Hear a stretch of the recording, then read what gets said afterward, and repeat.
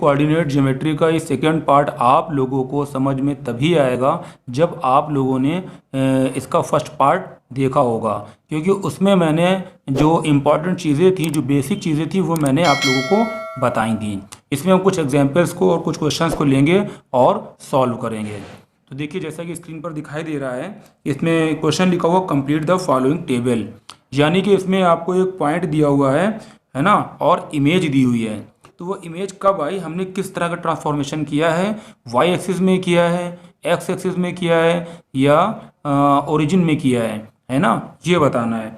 देखिए, पहला पॉइंट आपको दे रहा था ए वाला, कि यहाँ पर आपको दिया हुआ था 5 और ये आपका -7। ठीक, तो इसका ट्रांसफॉर्मेशन हो रहा है, वो कैसे हो रहा है कि जो इसकी इमेज है वो आपकी -5 और 7 आ जाए। ठीक, तो सबसे बेस्ट ट्रिक इसके लिए ये है कि आप इस तरह से बनाकर देख लिया करिए, इस तरह से बनाकर देख लिया करिए।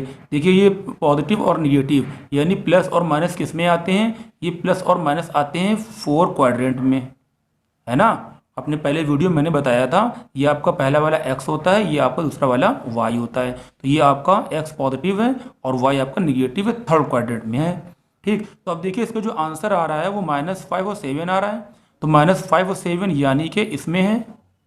ठीक, तो देखिए क्रॉस हो रहा है, यानी कि ओरिजिन के थ्रू हो रहा है। जो रिफ्लेक्शन हो रहा है वो किस में हो रहा है, रिफ्लेक्शन हो रहा है आपका ओरिजिन में, यानी कि MO मीन्स ठीक है, रिफ्लेक्शन इन ओरिजिन। क्लियर। इसी तरह देखिए सेकंड क्वेश्चन दे रहा है आपको, यहां पर सेकंड क्वेश्चन में आपको दे रहा है 4 और 2, और कह रहा है रिफ्लेक्शन इन एक्स एक्सिस। क्या कह रहा है, कह रहा है रिफ्लेक्शन इन एक्स एक्सिस। ठीक है, तो जो हमारा आंसर आएगा यानी जो इमेज बनेगी वो कहाँ बनेगी, इस तरह से हम क्या करेंगे, करके रफ में देख लेंगे। 4 और 2 क्योंकि दोनों पॉजिटिव हैं तो आपके फर्स्ट क्वाड्रेंट में होंगे। और जो रिफ्लेक्शन कह रहा है वो कह रहा है एक्स एक्सिस, तो हमारी एक्स ये है, यानी कि हमारी मिरर लाइन ये है। तो इसका आंसर जो मिरर लाइन ये है तो यहाँ पर हमारा बनेगा, और इसमें आपका जो एक्स होता है वो पॉजिटिव होता है और जो वाई होता है वो निगेटिव होता है। यही आपका आंसर आ जाएगा 4 - 2। ठीक, इसी तरह देखिए आपको जो नेक्स्ट पार्ट दे रहा है, इसने पॉइंट नहीं दिए हैं, और यहाँ पे जो कह रहा है कि जो रिफ्लेक्शन हो रहा है वो वाई एक्सिस में हो रहा है। ठीक है, और जो बनता है वो क्या बनता है, 0 और 6। तो देखिए वाई एक्सिस दे रहा है ना, जो रिफ्लेक्शन हो रहा है वो आपका वाई एक्सिस में हो रहा है और वाई ही दे रहा है। तो मैंने क्या बताया था कि जो वाई एक्सिस में हो रहा है और वाई दे रहा है, इस तरह से आप बनाकर देख सकते हैं। ये था आपका वाई एक्सिस, यानी यहाँ पर दे रहा है। ठीक है, और वाई एक्सिस ही हमारी मिरर है, तो यही हमारा आंसर हो जाएगा। ठीक, और अगर हमारी एक्स मिरर होता, जो मिरर लाइन हमारी एक्स होती, तो इसका आंसर हमारा यहाँ पर आ जाता, खाली 6 जो था ये आपका माइनस का हो जाता। अगर यहाँ पर mx होता यानी कि रिफ्लेक्शन इन एक्स एक्सिस होता, क्योंकि यहाँ पे रिफ्लेक्शन इन वाई एक्सिस दे रहा है और वाई हमें आंसर भी दे रहा है, इसलिए हमारा आंसर वही हो जाएगा आपका। ठीक है, यही हमारा होता है वेरिएंट पॉइंट। नेक्स्ट देखिए क्या कह रहा है, नेक्स्ट में हमको दे रहा है 6 - 6। क्या दे रहा है, 6 और -6। पूछ रहा है रिफ्लेक्शन कहाँ पर हो रहा है, जो हमारी इमेज वहीं पर ये आ गई है ना, -6 और ये 6। कुछ नहीं करना है, मैं बता चुका हूँ पहले भी, इस तरह से बनाकर आप देख लिया करिए। तो ये हमारा क्वेश्चन था, उसका आंसर ये दे रहा है, रिफ्लेक्शन कहाँ हो रहा है यहाँ से चेक कर लेंगे हम। तो ये प्लस और माइनस किस में होते हैं, प्लस और माइनस हमारे इसमें होते हैं, यानी x प्लस का है और ये हमारा ठीक है ना y माइनस का है। तो ये आपका यहाँ पर आ रहा है -6 और 6, माइनस और प्लस, माइनस और प्लस हमारे इसमें होते हैं। तो देखिए यहाँ पर हमारा क्वेश्चन था, इसकी इमेज यहाँ पर जा रही है, यानी कि ओरिजिन के थ्रू हो रहा है, रिफ्लेक्शन इन ओरिजिन। रिफ्लेक्शन कहाँ हो रहा है, रिफ्लेक्शन इन ओरिजिन। ट्रांसफॉर्मेशन हमारा कहाँ हो रहा है, जो हमारा ट्रांसफॉर्मेशन हो रहा है वो आपका हो रहा है रिफ्लेक्शन इन ओरिजिन। क्लियर। इसी तरह देखिए आगे एक आंसर हमें और सॉल्व करते हैं। हमें यहाँ पर दे रहा है 4 और -8। तो जो ट्रांसफॉर्मेशन हो रहा है वो किस में हो रहा है, इन एक्स एक्सिस हो रहा है, इन वाई एक्सिस हो रहा है, या इन आपका ओरिजिन हो रहा है। तो हमें आंसर दे रहा है -4 -8।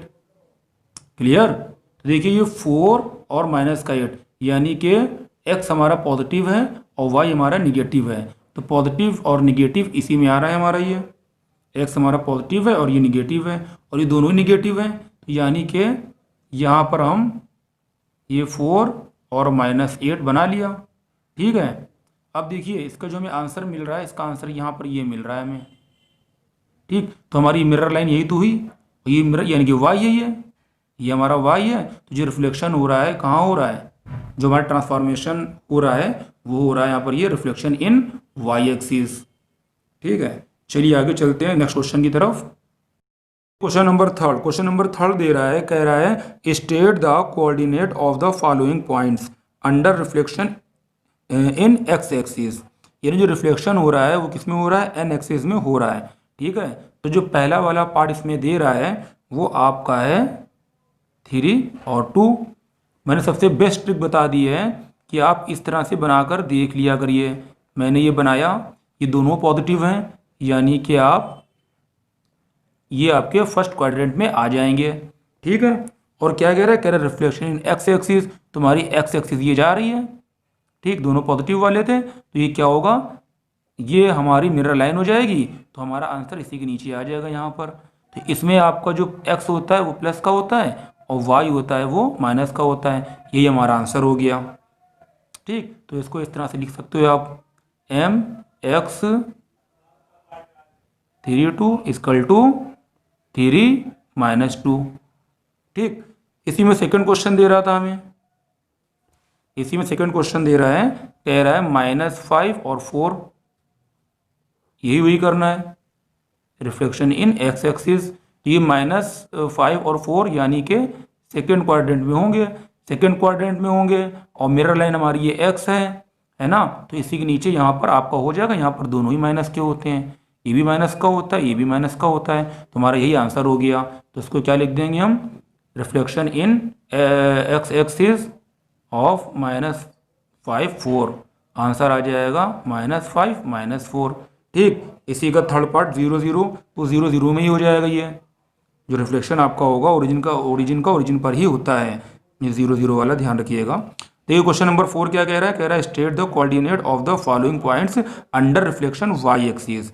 यानी कि आपको फर्स्ट पार्ट दे रहा है।